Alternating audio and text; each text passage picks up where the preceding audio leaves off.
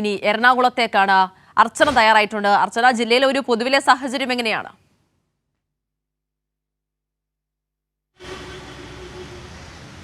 നിലവിൽ എറണാകുളം ജില്ലയിൽ ഇപ്പോഴും അതിശക്തമായ മഴ തുടരുകയാണ്. ഒപ്പം കാറ്റുമുണ്ട്. എന്തായാലും ഇനി വരും മണിക്കൂറുകളിലും അതിശക്തമായ മഴയും ഒപ്പം അതിശക്തമായ കാറ്റും ഉണ്ടാകുമെന്ന് കാലാവസ്ഥാ വകുപ്പ് മുന്നറിയിപ്പ് നൽകിയിട്ടുണ്ട്. ഇന്നും എറണാകുളത്ത് റെഡ് അലർട്ടാണ്.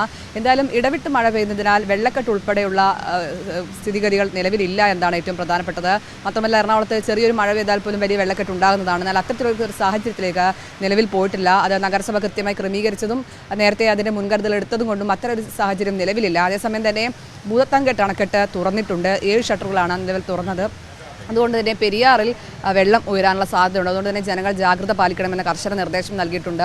ഇതുകൂടാതെ തന്നെ മലയോര മേഖലകളിലെ സഞ്ചാരികൾ എത്തരുത്, അതായത് അങ്ങോട്ടേക്ക് പോകരുതെന്ന കാര്യം കൂടി ഈ ഘട്ടത്തിൽ നിർദ്ദേശമായി നൽകുന്നുണ്ട്. കാരണം പലയിടങ്ങളിലായി മണ്ണിടിച്ചിലൊപ്പം മരം കടപുഴകി വീഴൽ ഉൾപ്പെടെയുള്ള കാര്യങ്ങൾ ഉണ്ടാകുന്നുണ്ട്. അതുകൊണ്ട് തന്നെ അത്തരം അപകടങ്ങൾ മുൻകരുതി ഇത്തരത്തിൽ പോകരുത് എന്ന നിർദ്ദേശം നൽകിയിട്ടുണ്ട്. ഇതുകൂടാതെ ഇന്നലെ ഒരാൾ ഇത്തരത്തിൽ അതിശക്തമായ ഒഴുക്കിൽപ്പെട്ടിട്ടുണ്ട്.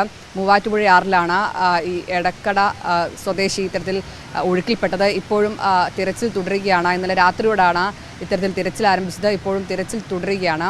അതേസമയം തന്നെ ഈ കളമശ്ശേരി അപ്പോളോ ജംഗ്ഷനിൽ കാർ മറിഞ്ഞ് അപകടമുണ്ടായിട്ടുണ്ട്. പാലത്തിലെ അമിതമായ വെള്ളക്കെട്ട് കണ്ട് സഡൻ ബ്രേക്ക് ഇട്ടതാണ് ഇത്തരത്തിൽ നിയന്ത്രണം വിട്ട് മറിയാൻ കാരണമായത്. കാർ ഡ്രൈവർക്ക് പരിക്കേറ്റിട്ടുണ്ട്. ഇയാളുടെ പരിക്ക് ഗുരുതരമല്ല. എന്തായാലും നിലവിൽ ഇപ്പോൾ ഏറ്റവും കടലാക്രമണം നേരിടുന്ന മുനമ്പം മേഖലയിലാണ് അതീവ ഭീഷണിയുള്ളത്. അവിടെ 100ഓളം വീടുകൾ കടലാക്രമണ ഭീഷണിയിലാണ്. എന്തെങ്കിലും തരത്തിൽ ഇവർക്ക് വീട്ടിൽ വെള്ളം കയറുകയാണെങ്കിൽ ഉടനടി മാറ്റാനുള്ള സംവിധാനങ്ങളെല്ലാം സജ്ജമാണ്.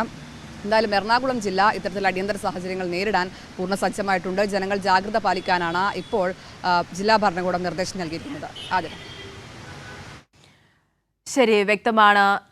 അർച്ചന വിനോദാണ് വിവരങ്ങൾ നൽകിയത്.